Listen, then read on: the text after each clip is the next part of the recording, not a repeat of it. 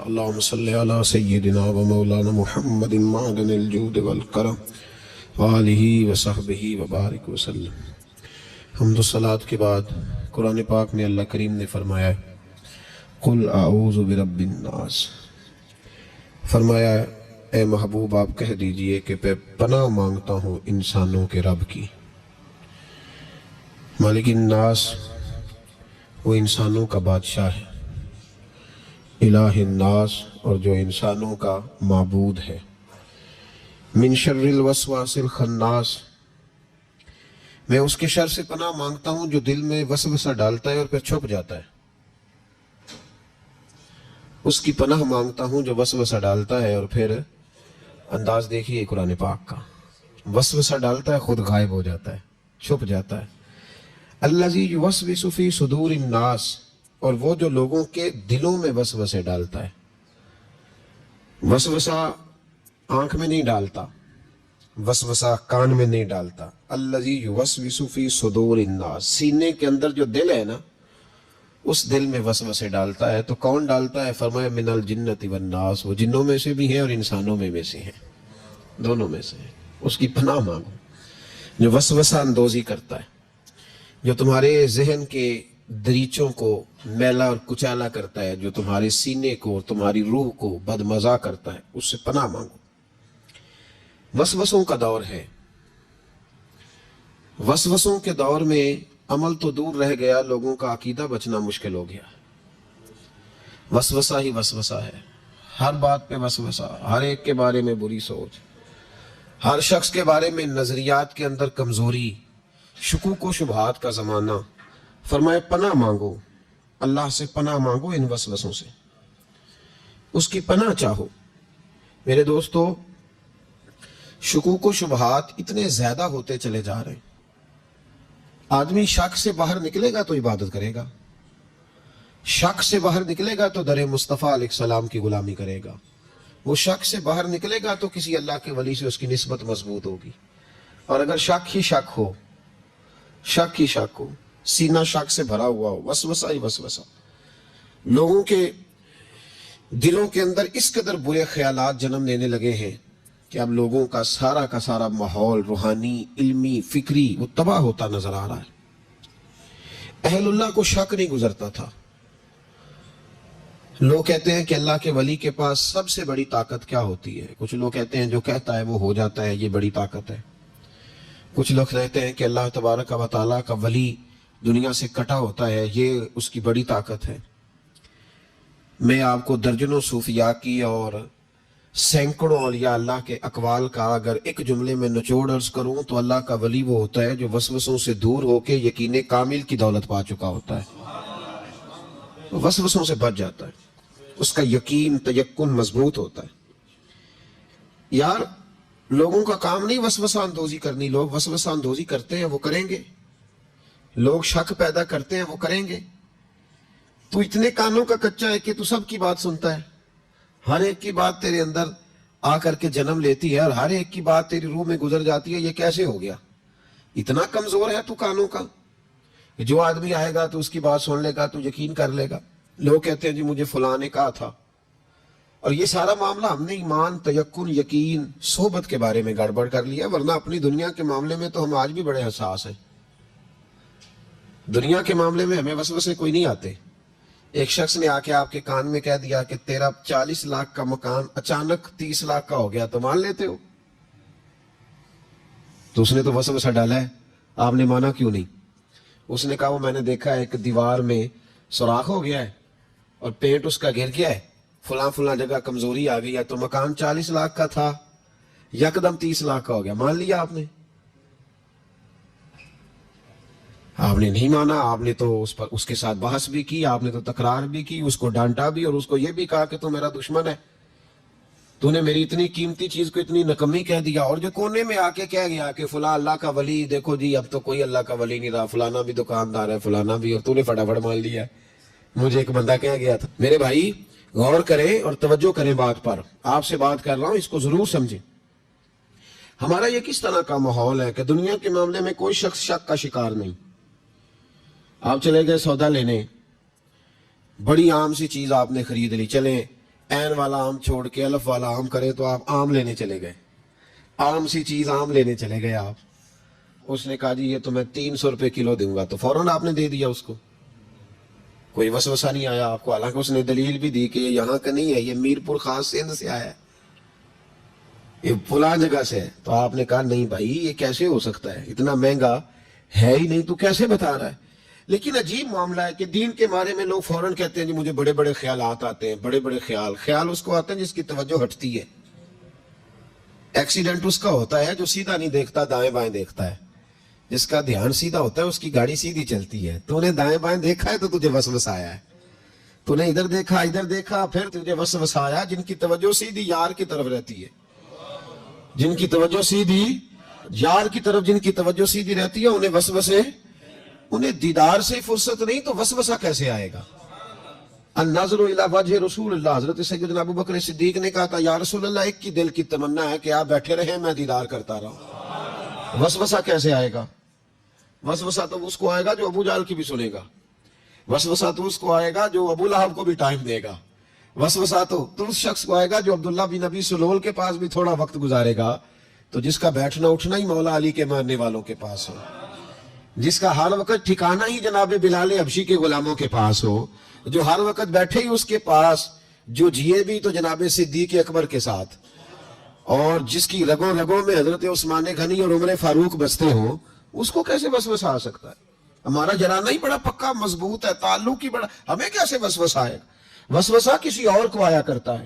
اہل اللہ کے پاس وسوسے کیسے آ گیا بھائی؟ وسوسہ آتا ہی نہیں، ہو ہی نہیں سکتا، ممکن ہی نہیں. اور اگر آتا بھی ہے نا، آتا بھی ہے وسوسہ انہیں، وسوسہ تو ایک طرف رہ گیا، اگر وہاں شیطان بھی آئے تو ٹک نہیں سکتا، تو بھاگ جاتا ہے، وہ تو بھاگ جاتا ہے، شیطان بھاگ جاتا ہے. حضرت سیدنا غوث اعظم رضی اللہ تعالیٰ عنہ کے پاس آیا تھا شیطان، حضور غوث پاک کے پاس آیا تھا. آتا ہے پر اللہ والوں کے پاس ٹکتا نہیں، آ جاتا ہے ٹکتا نہیں. حضور غوث اعظم رضی اللہ تعالیٰ عنہ نے 40 سال اللہ کی عبادت کی، 40 سال.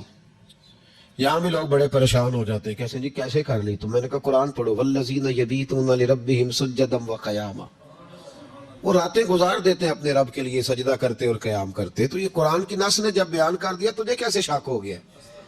جو قرآن کی نص بیان کر رہی ہے کہ اللہ کے کچھ بندے راتیں سجدے اور قیام میں گزار دیتے. حضور غوث اعظم نے 40 سال عشاء کے وضو سے فجر کی نماز ادا فرمائی. تو ایک دن آسمان پہ نا ایک چھوٹا سا بادل کا ٹکڑا آیا، معاذ اللہ ثم معاذ اللہ. وہ کہنے لگا عبد القادر میں تیرا رب ہوں. اس کے اندر سے آواز آئی میں تیرا رب ہوں، تو نے بڑی عبادت کر لی، اب تو بے شک پڑھ بے شک نہ پڑھ. کئی ملنگوں کو معاف نہیں ہو گئی معاذ اللہ کہ بے شک پڑھ بے شک نہ پڑھ، عام اجازت ہے. تو حضور غوث اعظم رضی اللہ تعالیٰ عنہ فرمانے لگے اعوذ باللہ من الشیطان الرجیم. جب آپ نے یہ پڑھا تو وہ سامنے آ کے کھڑا ہو گیا، کہنے لگا عبد القادر آپ کو کیسے پتا چلا کہ میں شیطان ہوں؟ تو آپ فرمانے لگے پاگل ہے، مجھے کیسے پتہ نہ چلتا؟ جس رب نے اپنے پیارے حبیب علیہ السلام کو نماز معاف نہیں کی، اس نے عبد القادر کو کیسے معاف کر دی؟ جب حضور کے لیے یہ حکم نہیں آیا کہ محبوب چاہے پڑھو چاہے نہ پڑھو، وہاں تو حکم آیا کہ محبوب تہجد بھی پڑھو، وَمِنَ اللَّيْلِ فَتَهَجَّدْ بِهِ نَافِلَةً لَكَ، نفع دے گی آپ کو، تہجد بھی پڑھے. تو ان کے لیے جب یہ حکم نہیں تو میرے لیے کیسے آ گیا؟ اب شیطان تھا نا، تو اس نے پھر ایک اور چال چلی. یہ باز نہیں آتا، ہم باز آ جاتے ہیں کئی دفعہ، اس کے پیچھے پیچھے چلنے لگ جاتے ہیں، لڑ کے تھک جاتے ہیں. وہ نہیں تھکتا، وہ نئی سے نئی چال، نئی سے نئی چال، اس کا نیا سے نیا روپ.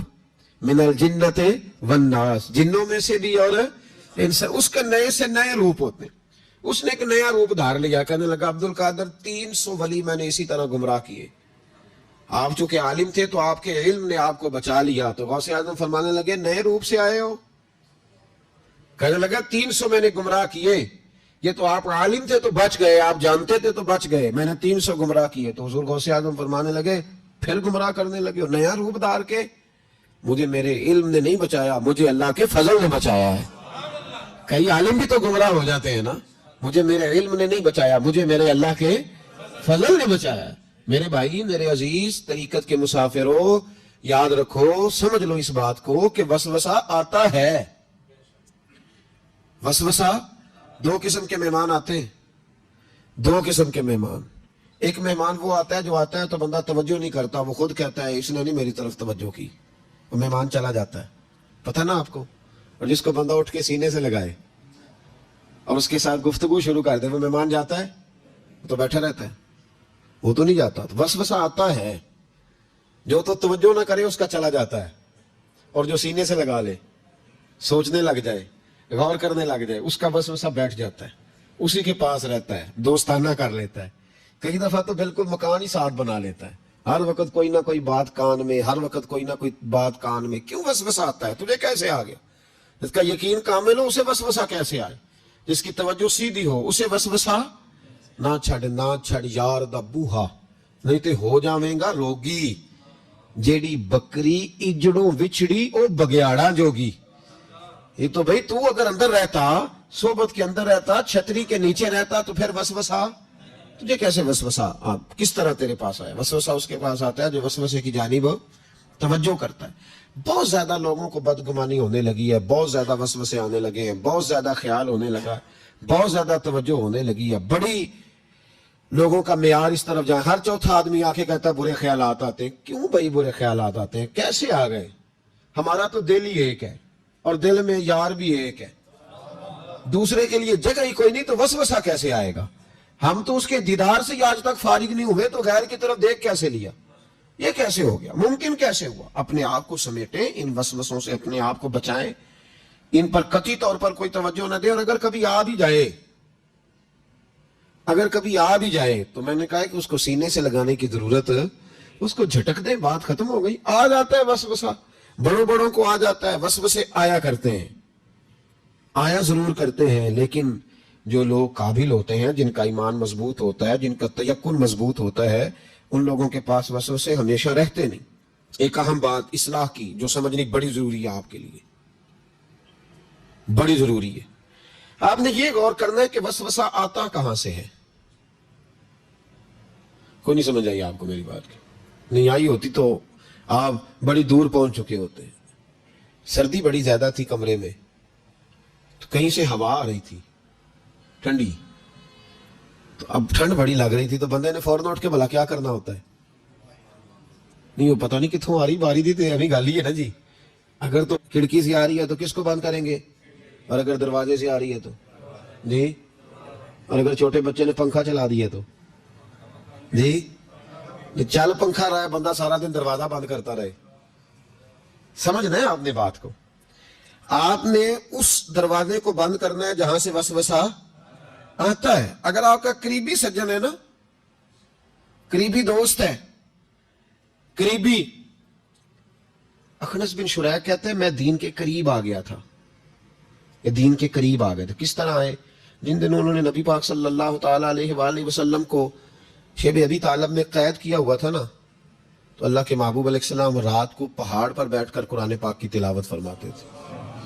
کوئی اچھا قاری قرآن پڑھے تو دل کرتا ہے سننے کو، دل کرتا ہے یار تھوڑا سا نا اور پڑھ.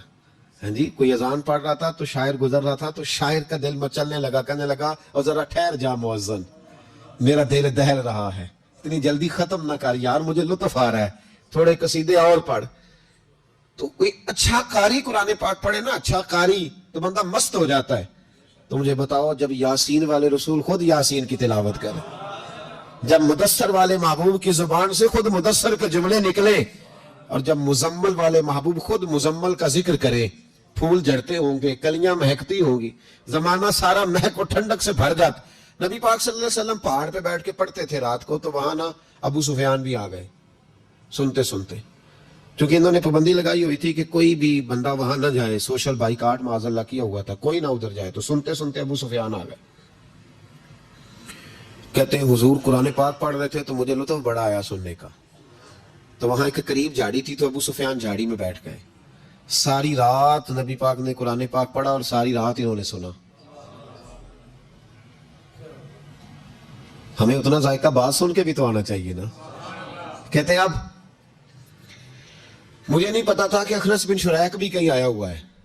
اس نے بھی، وہ بھی یہ دیکھنے آیا کہ کہیں کوئی وہاں آیا ہوا تو نہیں. وہ بھی کسی کونے میں جھاڑی میں بیٹھ گیا. حضور قرآن پاک کی تلاوت فرماتے رہے، وہ ساری رات سنتا رہا.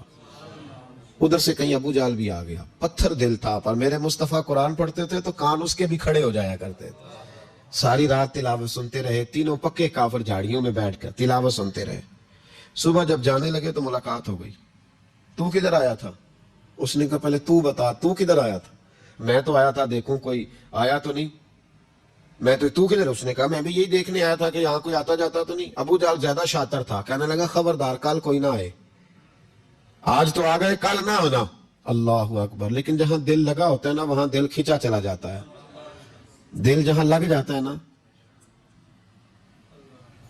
وہاں دل کھینچا چلا جاتا ہے. یہ دل کا بھی اپنا ایک معاملہ ہے نا. اب لگ گیا تھا قرآن پاک کی تلاوت سے.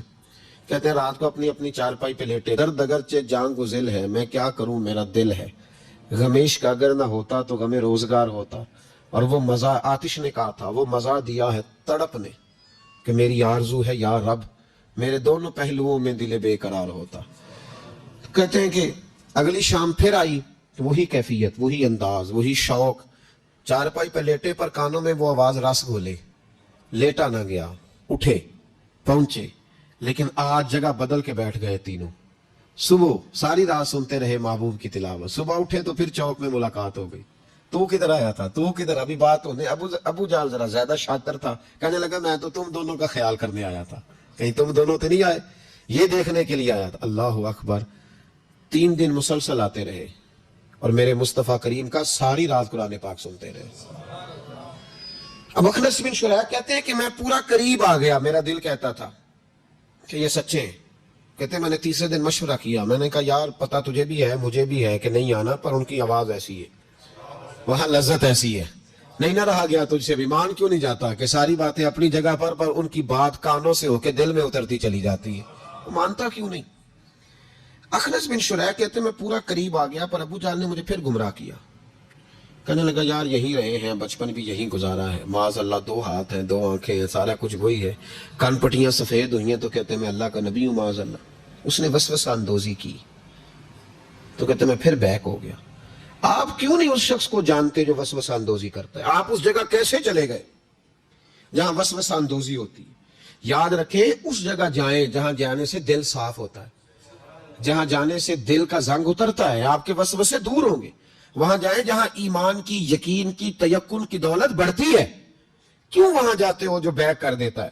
کچھ جگہ ایسی ہوتی ہیں جو شکوائی نہ کر لوں, شکوائی نہ کر لوں. شکوہ یہ ہے کہ ہم پالش کرتے ہیں, پوری پالش کرتے ہیں, مہربانی کرتے ہیں. کچھ لوگ پھر جا کے صحرا میں کھڑے ہوتے ہیں, ساری ریت چڑھا کے دوبارہ آ جاتے ہیں. اماں بھی ناراض ہو جاتی ہے, اماں بھی بگڑ جاتی ہے کہ میں اجے انو آیا سی, تو یہ تو کیا حشر کر کے آیا ہے. یار آپ سمجھتے نہیں کہ کتنی محنت سے سوارا, کتنی محنت سے نہلایا, کتنی محنت سے کپڑے بدلے, کتنی محنت سے غسل کرایا, کتنی محنت سے کنگھی کی, کتنی جدوجہد کے ساتھ تیرے بال سوارے, تیرے روحانی ذائچے میں کتنی جدوجہد, تو نے قیمت ہی نہیں ڈالی.